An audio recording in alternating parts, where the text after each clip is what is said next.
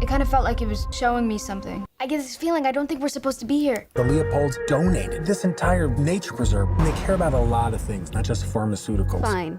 The film opens with a deceptively simple concept: a father and daughter on their way to a weekend retreat, driving through remote scenery, chatting awkwardly, trying to connect. The father is Elliot Kintner, a somewhat flustered corporate lawyer. His teenage daughter Ridley is cool, detached, reluctant to bond, and carrying her own emotional baggage. They are headed to the estate of Elliot's boss, the billionaire Leopold, invited for what is framed as a networking weekend, a chance for Elliot to secure favor and advancement. The boss Odell, his wife Belinda, their son Shepard, and a curious entourage await. The setting is luxurious, remote, and slightly ominous, a sprawling estate, manicured lawns, but an undercurrent of so much wealth that something feels off. The family's ambition hides a certain desperation, and the dynamic between Elliot and Ridley is tense, but with affection. Then the unexpected, they hit something. A unicorn. Or rather, they hit a young unicorn, mythical, beautiful, fragile, and in one jolting instant, the film shifts gears. A seemingly harmless accident becomes the catalyst for descent into surreal horror, satire, and chaos. The unicorn is mortally wounded. Elliot and Ridley bring it to the estate rather than leave it on the road. What begins as a moral dilemma becomes a full-blown exploitation scheme. The Leopolds, with corporate greed in their veins, see not a creature in pain, but a miracle. They discover the unicorn's horn. Its blood, its flesh holds supernatural healing properties, reversing aging, curing ailments, offering rejuvenation. And so the moral becomes clear. This isn't just a horror story. It's a dark, gleeful attack on greed, on the rich exploiting nature for profit, on the collision of the magical and the banal. The cast is a major draw.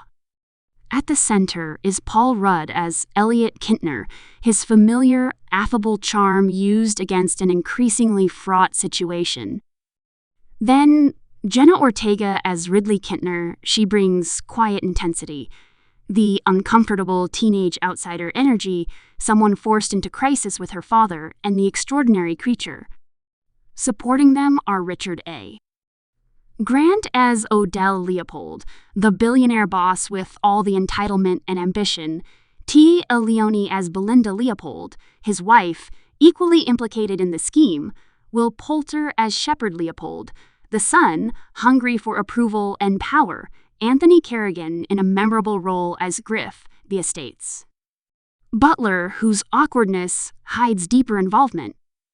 The film is written and directed by Alex Sharfman in his feature debut, with the production company behind it being A24, signaling a certain expectation for weird and stylish. The cinematography is by Larry Fong, and the music by Dan Romer and Giosu Greco. The release timeline. The film premiered at the South by Southwest Festival on March 8, 2025.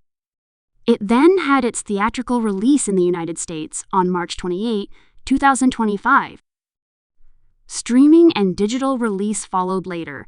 Its physical media release also occurred mid-2025. The budget was estimated around US $15 million, and the worldwide box office gross just over US $16 million.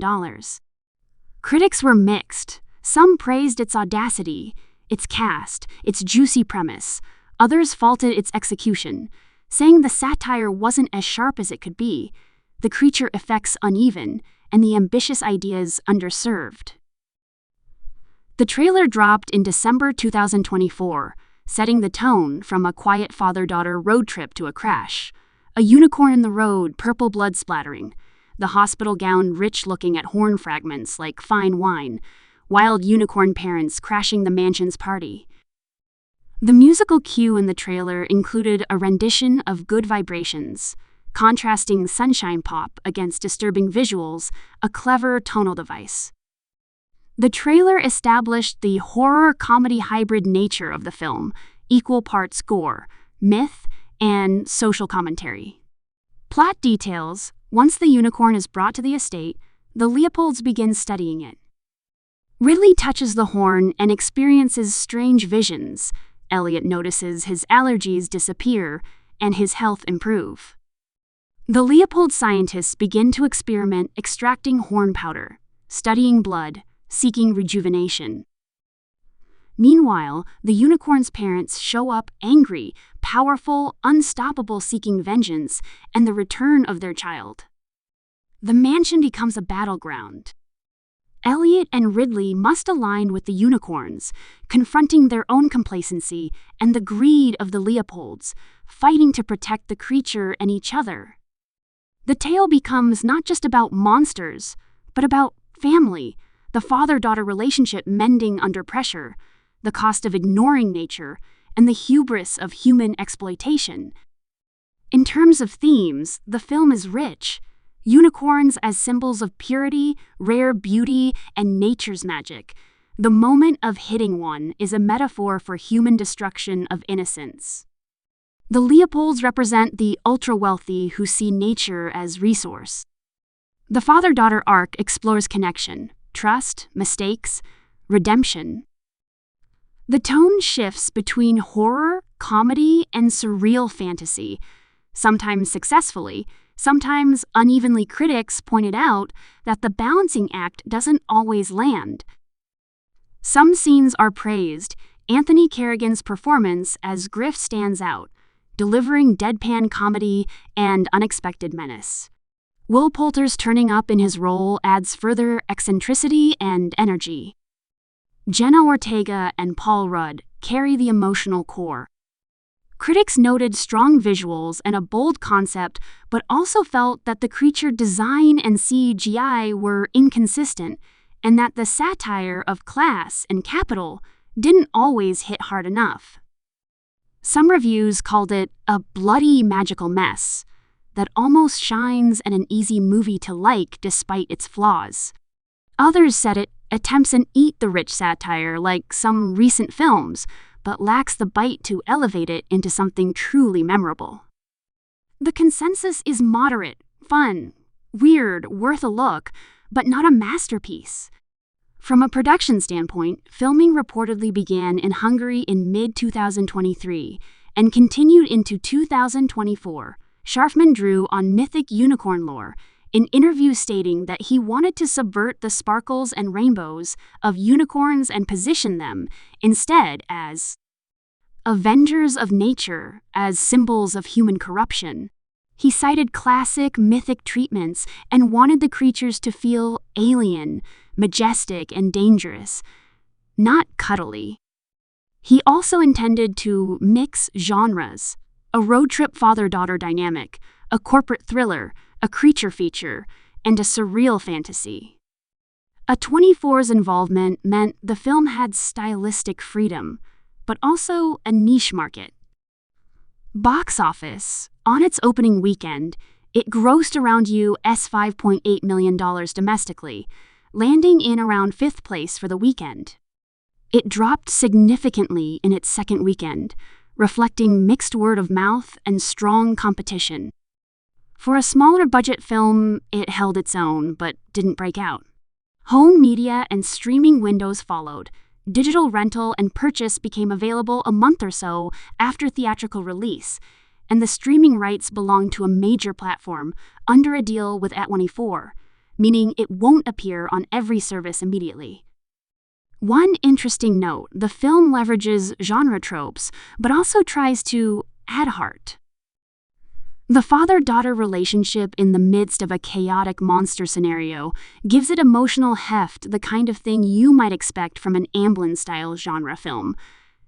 But here, twisted by horror and dark fantasy.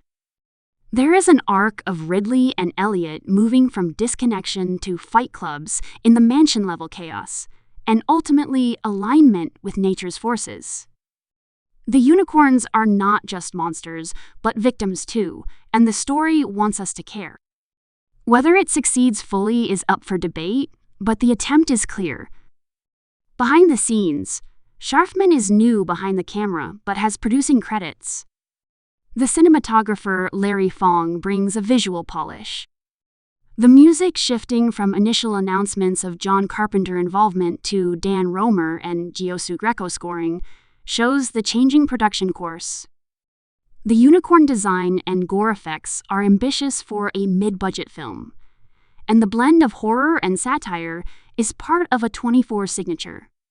The message about wealth, nature, and corporate exploitation is timely. The film has started to spark conversations in interviews. The director said that unicorns are symbolic of our own corruption, and that he wanted to explore how humans chase purity, immortality, and wealth, only to awaken destructive consequences. Reviews picked up on that. The unicorn death is the inciting calamity, but also the inciting moral reckoning. The beast becomes both monster and mirror. From a viewer's perspective, expect a wild ride. It opens with something absurd, a unicorn in the road, and then leans into absurdity intentionally. Expect gore, creature attacks, mansion mayhem, bizarre corporate boardroom moments, a father-daughter team out of their element, a monstrous family of unicorns descending on the rich estate, and a rematch between nature and capitalism. Expect some laughs, some scares, some symbolic weight. Expect imperfections in the execution, but also flashes of creativity. In conclusion, Death of a Unicorn is a film that blends dark fantasy, horror comedy, and satire. It is anchored by a strong cast, plays with mythic ideas, and tries to give you a story about a father and daughter, a creature of legend, and the cost of human greed. The release in March 2025 positioned it as spring's oddball genre entry. It won't be for everyone, but if you're intrigued by the premise mythical creature, corporate monsters, family drama, it delivers enough to make it worth your time. And whether you come for the unicorn or stay for the social bite, there's something here that sticks in the mind.